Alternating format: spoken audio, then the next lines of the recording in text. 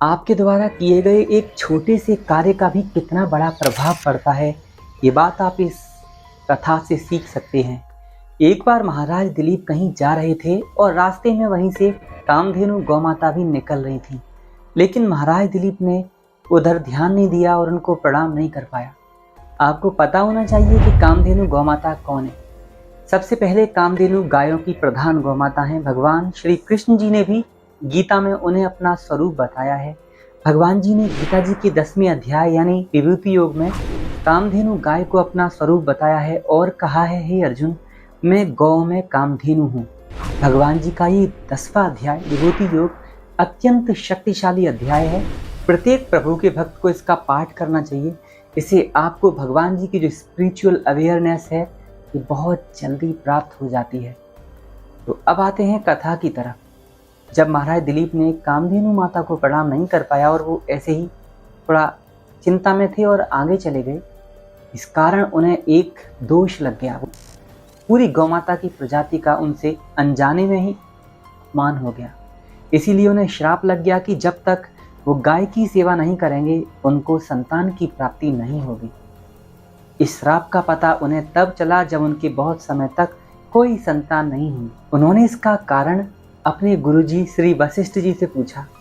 वशिष्ठ जी ब्रह्म ऋषि थे। वे भगवान श्री राम जी के भी आगे जाकर गुरु बने। उन्होंने बताया कि तुमसे एक अपराध हो गया है, तुमने कामधेनु गौमाता को प्रणाम नहीं किया था, इसी कारण उनका श्राप तुम्हें लग गया है। अब इसका उपाय यही है कि तुम कामधेनु गौमाता या फिर उनकी वंशज गाय हैं उनकी सेवा करो। जब तक तुम गौमाता की सेवा नहीं करोगे इस श्राप से मुक्ति नहीं मिल सकती। महाराज दिलीप ने कहा, महाराज कामधेनु गौमाता की वंशज कौन है पृथ्वी पर? तब वशिष्ठ जी बोले कि उनकी पुत्री नंदिनी इस समय मेरे आश्रम में है। उनकी पुत्री की सेवा करने से भी तुम उस दोष से मुक्त हो जाओगे। महाराज दिलीप अगले दिन ही आश्रम आ गए अपनी पत्नी के साथ, और दोनों पति पत्नी ने, राजा और रानी ने, उन नंदिनी गौमाता की सेवा शुरू कर दी।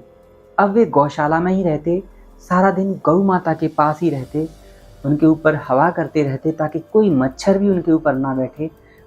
जब वो खाना खा लेती तभी खुद खाना खाते, जब गौमाता पानी पीती तब स्वयं पानी पीते, जब गौमाता खड़ी हो जाती थी तो दोनों राजा और रानी भी खड़े हो जाते, और जब गाय बैठ जाती तब वे दोनों भी बैठते। रात को वे गौ माता के पास ही सोते थे। इतनी अधिक गौसेवा महाराज दिलीप ने की थी। एक दिन वे नंदिनी गाय को चराने के लिए जंगल की ओर ले गए। जंगल में ठंडी हवा चल रही थी। महाराज की खड़े खड़े थोड़ी आंख लग गई, और जैसे ही आंख खुली तो देखा कि गाय को दबोचे हुए वहां एक बहुत विशाल शेर खड़ा है, जिसके पंजे गाय के ऊपर रखे हैं और जो बस गौमाता को खाने ही वाला है। इतना देख करके महाराज दिलीप को बहुत क्रोध आया।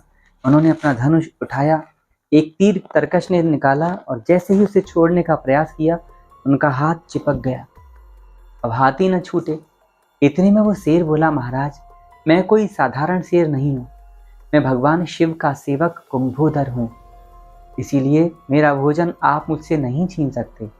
जब तक मैं नहीं चाहूँगा तुम्हारा हाथ इस धनुष से नहीं छूटेगा। मुझ पर कोई अस्त्र शस्त्र काम नहीं करेगा। भगवान शिव का मुझे विशेष वरदान प्राप्त है।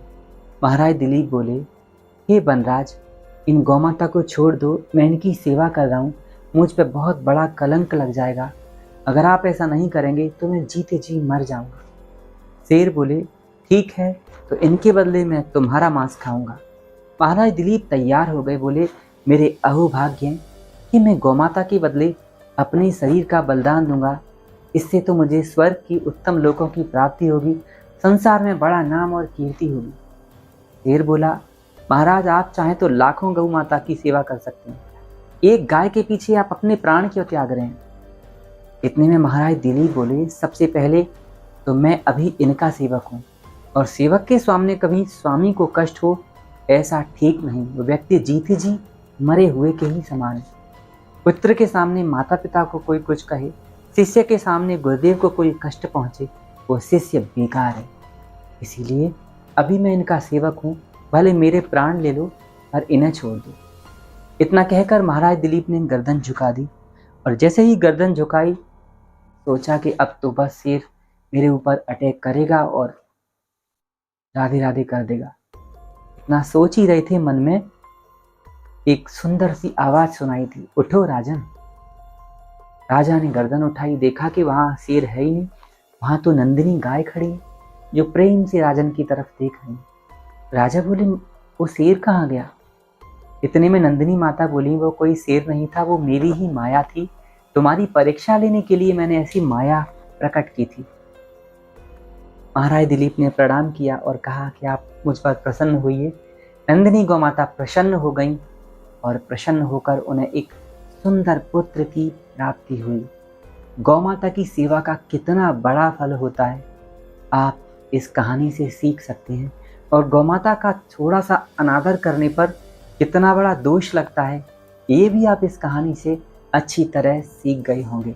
तो जब भी आपको गौ माता दिखें, कभी उनका अपमान मत करना, बेशक प्रणाम करके ही उन्हें आगे निकलना, वरना एक छोटी सी गलती आपके जीवन को संकट में डाल सकती है। सोचिए, वे लोग जो गौ माता को मारते हैं उनका क्या होगा, जो अत्याचार करते हैं उनका क्या होगा, क्योंकि प्रत्येक कर्म अपना फल अवश्य देता है, जो होकर ही रहेगा।